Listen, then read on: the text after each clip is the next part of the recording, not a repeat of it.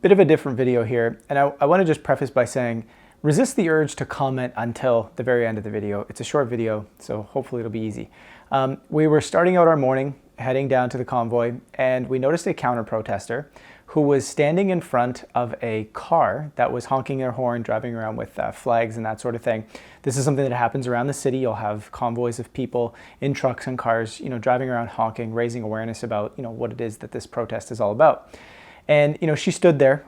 I'm going to show you the video, what that looks like, but she stood there basically just blocking the pathway of this car. Have a look.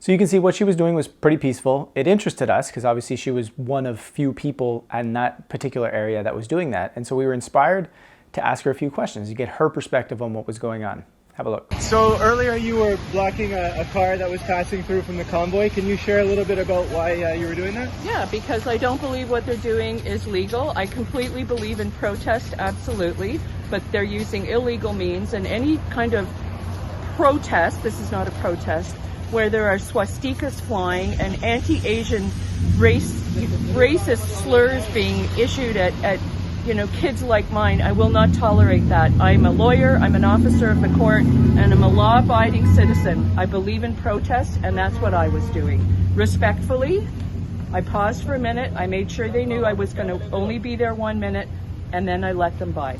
So is the 1 minute, is that a legal thing, or it's just what you intended on doing? No, it's just I wanted to be respectful so that they knew that I wouldn't be keeping them for a long time. I was just making my point, and then they moved along, as did I. That's a protest. Perfect. And one last thing. Could you describe what about the different things that are happening are illegal? I think that the idea of disrupting other people's rights is completely wrong. They're trespassing. This more than meets the legal definition of public nuisance. It's inconceivable in 2022 that people would be flying swastikas. How is that even possible? That is hate, and our criminal code deals with that. And people like me need to peacefully push back very gently to make sure that our side is heard as well. Perfect. And you're an Ottawa citizen? I am, yes. Perfect. Thank you so much. So again, you may not agree with everything she said. You may not agree with some of the facts that she believes about what's going on. I know we've talked about this on this channel.